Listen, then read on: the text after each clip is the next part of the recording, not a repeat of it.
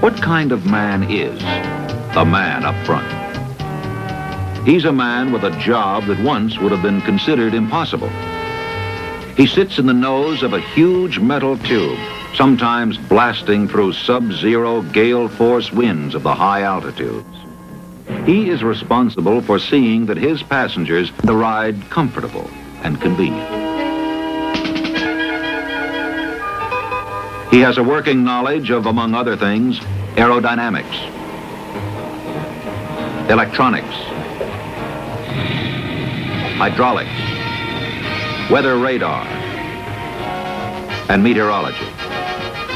As a flyer, he is a postgraduate who never stops going to school. At specified intervals, every United Airlines captain, first officer, and second officer returns to this flight training center in Denver, Colorado. They come, like Captain Wesley, for recurrent training to recheck their proficiency on the equipment they fly regularly.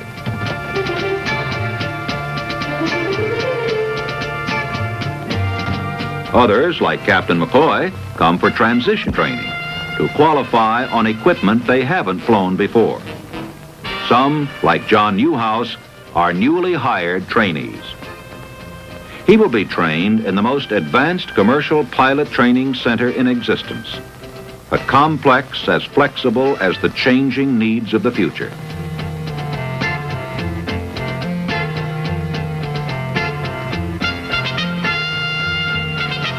John Newhouse started flying years ago, earning a private pilot's license, single engine rating. With additional flying and ground school, he added a multi-engine rating. More flying, more instruction, and finally, he earned a commercial pilot's license.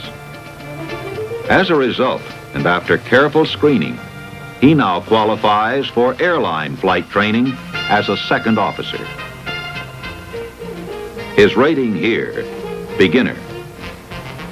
John will become familiar with the world's largest concentration of electronic flight simulators. John will complete this phase of his training at the adjoining airfield, where actual jetliners are used for training flights. Pick up air from the forward accessory compartment. All or part of the training offered may be taken by other airmen through the contract training division. Okay, gentlemen, as far as electrical power is concerned... The size of the facility allows the company to provide training for men from other U.S. airlines, as well as private and business pilots. Pilots from many European countries, Canada, Japan, Pakistan, or Mexico. Excuse me, when we use the standby power, how long does it last? You may even bump into a celebrity. Oh, sorry, excuse me. Hey, that's Arnold Palmer. How are you? Arnie is a licensed pilot who flies his own business jet.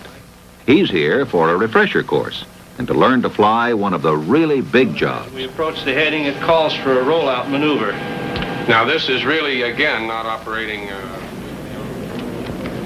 There was a period of 6 years in the life of Captain Len McCoy when he had nothing to do with airplanes. Then, he built his first scale model at the age of 7. Well, it could have been worse. What do you think about this reverse thrust on the 727? Well, say, that reminds me of the last trip into San Francisco. When the captain landed, there seemed to be a great deal of... That's since the end of the tip tanks. And then if we would have lost an engine on takeoff, we could have, dropped our... Reversing procedure for the co-pilot. Well, I think it's something we should have been doing a long time ago. Yeah, I do too. Long overdue. Well, Here's worthwhile on the 727. That's too much conflict with... Interest, attention, enthusiasm. When the subject is flying, as it most often is, the audience is dedicated. Join United.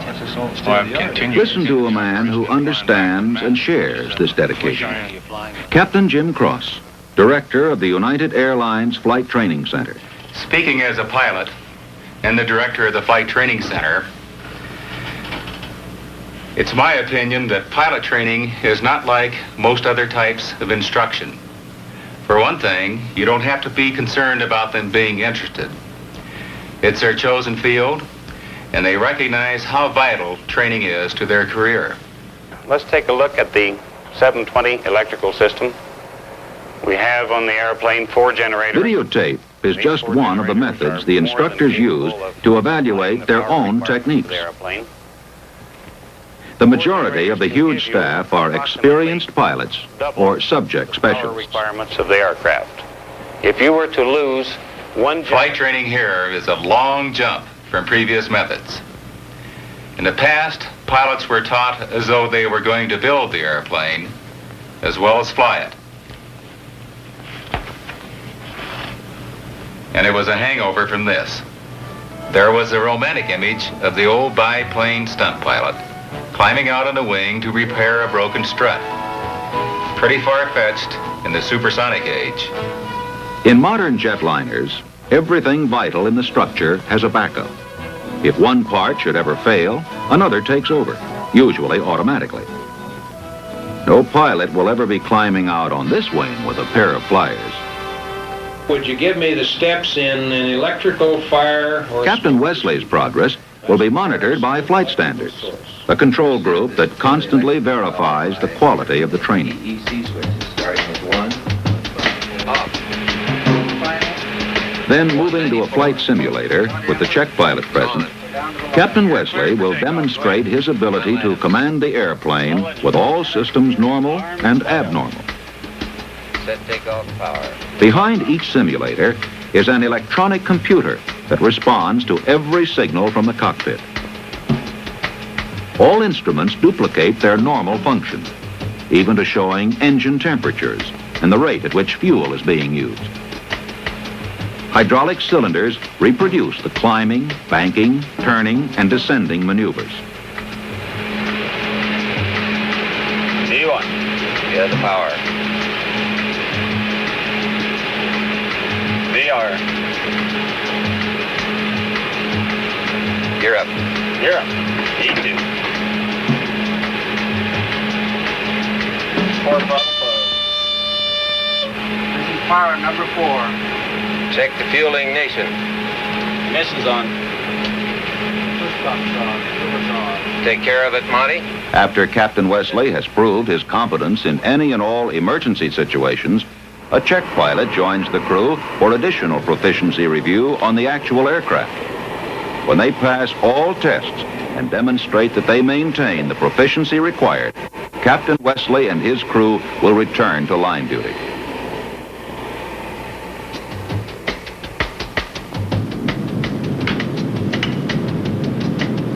The trainee program takes 7 weeks, but for the first several weeks, John Newhouse will fly nothing higher than desk level.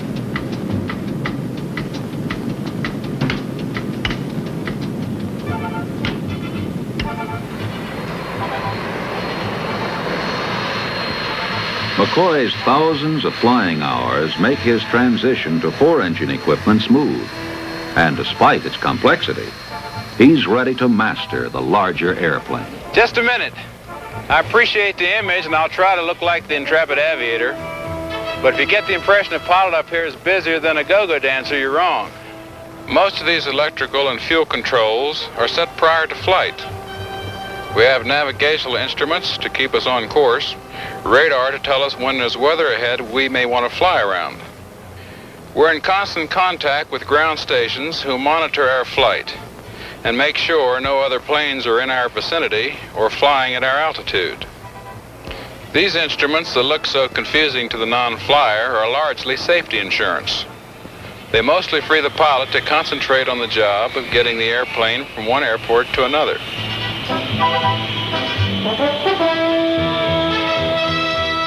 But even Captain McCoy will have to admit that imparting that know-how takes considerable doing. Pilots can master a new aircraft in a few weeks for 2 reasons.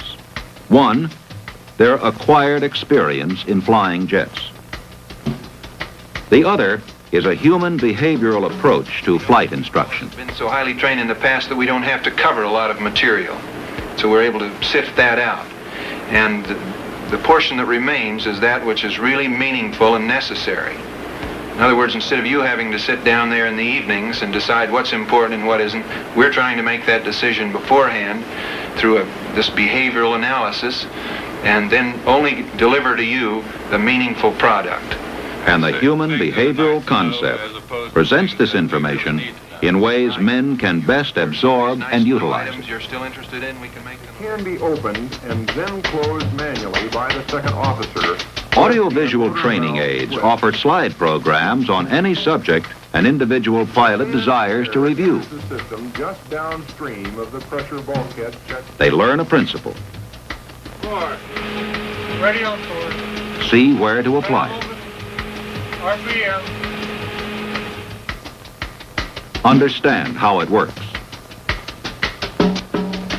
Release. Then spend hours practicing it. Start valve closed. Special attention is given to emergency safety equipment, even to the practice of quick deplaning. Flight crews are trained to function as a team in any situation. Trainee John Newhouse is being taught the fundamentals of high-altitude flying. Timing device. Here he learns meteorology and the use of airborne weather radar.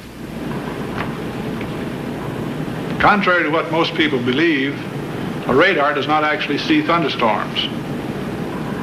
It sees the drops of water contained in the thunderstorms and measures the John's amount first of line duty will be as second officer. And this is just one of the panels he will know as well as if he had designed it.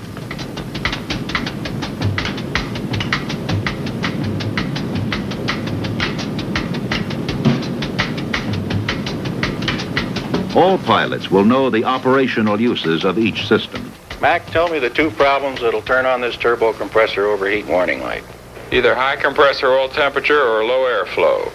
Bernie, how do you tell which problem has illuminated the light? Turn that compressor off and watch the cabin rate of climb. If it indicated a climb, the oil was too hot. If the rate of climb shows no change, low flow is the problem. How about the overheat light? High oil temp. What do you do if Turn that system off. How many recirc fans? All 3. How many in flight? Just the center and the right fan. What units are controlled by these? Freon, heat exchanger doors, and When does this condenser fan operate? What's this light for? What's required for? What's rough airspeed? What's VMO? What is maximum CDS temperature rise? Are fuel feed pumps required? What is normal hydraulic temperature? What's VA? What is maximum pneumatic temperature? Normal pneumatic pressure? AC loads in flight? Oil pressure? Minimum fuel temperature? What's maximum fuel load? Undumpable fuel load? What's a hot start and what do you do? Oil temperature. Will Freon work during? What's required for? What is minimum crew? Flap speeds? What is maximum pneumatic temperature? What's minimum oil brake pressure? Denver Tower, United 2002 is ready to go in sequence. United 2002, cleared for takeoff, runway 35. And it is rolling. Arnie, too, will have had to answer the questions before he takes off. In one of the most sophisticated machines in modern jet training, the flight simulator. Playing in the simulator, just as in the actual 737, Arnie is able to feel all the controls. Even buffeting is the real thing in here. 12 degrees, gets pretty heavy. Okay, there it is. Nose down and thrust. When Arnie has mastered instrument flying on this flight deck, he can be the man up front in one of the 737s waiting outside. Okay, we've got our speed back, so you can recover back up to 10,000. As a senior captain, Captain Wesley has bid for a larger aircraft and will soon begin transition training. Gentlemen, tomorrow in the simulator, For Captain you'll McCoy, be having abnormals each and simulator emergency flight procedures. begins in the briefing Now, one of room. these procedures might be It is an engine approached fire with on all the takeoff. attention that goes into actual flight, except that here the emphasis is upon unique problems. Now, you may either fly the airplane yourself and ask the other man to run the procedure, or you can ask him to fly while you run the procedure. Now, the first step in the procedure, of course, is to identify the engine that we have the fire on by the light in the fire shut-off lever handles. Then we're going to punch out the master fire warning light to silence the bell. Fuel shut-off lever to the fuel off, fire shut-off lever to the full down position. To climb aboard, while the other instructor files the flight plan with the simulator control tower. In the next hour, this crew will deal with more problems than they have faced in years of actual jet flying. CG and trim. 26% set. Pre-start checklist complete, Captain. You're clear to start off. This craft has on board something the real one doesn't. An electronic nightmare called the trouble or problem panel. Valve open. Rotation. Ball pressure. 13%. Fuel on. High AGT. Hot start. Keep it turning.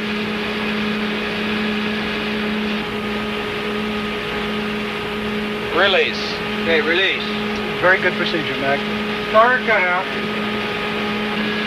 Is that problem cleared? Roger. The problem's been cleared. You can now start all four engines. All right, starting.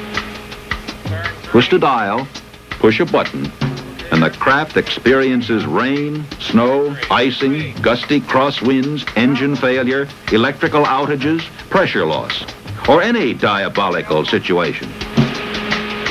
Denver Tower, United Trainer 8, ready for takeoff. United Trainer 8, clear for takeoff. Final items. Ignition. Clear for takeoff. United Trainer 8. All engines. Fantastic. Arc, light on. Yacht number. It's on. Pre-takeoff check complete, sir. Set takeoff thrust. At last, the problem panel relents enough to permit a takeoff. Call out the V speeds. 80. 90. 100. 110. 120. 130. V1.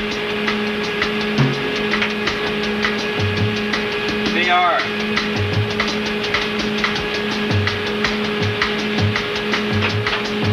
In 15,000 hours of flying, Captain McCoy has never experienced an engine failure during actual takeoff.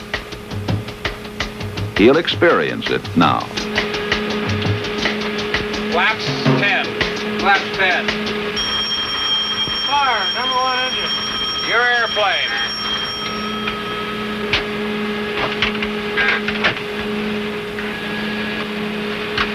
Checklist. Master fire warning light. Out. Fuel shut-off lever. Pull. Fuel shut-off lever. Off. Fire shut-off lever. Pull. Tank selector valve lever and boost pump. Off. Crossfeed valve lever. Normal. Fire agent discharge switch. Pull. Fire agent low pressure light. On. The immediate action items complete, sir. My airplane, give them a call and get us a clearance. Denver approach, United Trainer 8 to set an engine fire number 1. That's very good, Mac. Number 1 for approach. Notify the control tower. Have men and equipment standing by. Speed number 1 for approach to Denver. Notify. Any multi-engine aircraft can fly with one engine shut down. However, normal procedure calls for immediate return to base. To complete this exercise, Captain McCoy will have to take the simulator in for a landing. 090 at this time. We'll give you vectors. ILS approach. Every problem must be handled with dispatch. The crew must know not only exactly what to do, but also why. Day after day, the crew is tested. Hours of efficient flying through every possible situation. 26 is 2,400 feet. It's light rain. Wind is calm. Altimeter 300. Physically simulated, but emotionally quite real. Give us a landing card. Set me up on the 26 ILS. ILS coming up. How's your weight? Yeah. Better dump some fuel. For pilots trained on the simulator, the actual airplane holds no mysteries. But when engines are switched on now, they're for real. In the final phase of training, they will log about 15 hours in the plane, accomplishing all prescribed maneuvers under the critical eye of the instructors. Even after Captain McCoy finishes his transition training and returns to line duty on this aircraft, a flight manager will accompany him for his first 25 hours of scheduled flying.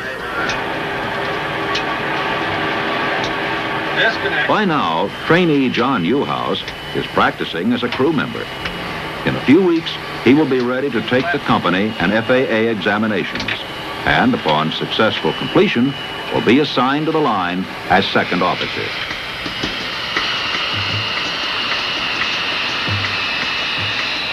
In an average year, the United Airlines Flight Training Center in Denver will put its pilots, and some celebrities, through some 50,000 training hours in simulators and about 28,000 training hours in actual aircraft, all in addition to their regularly scheduled flights.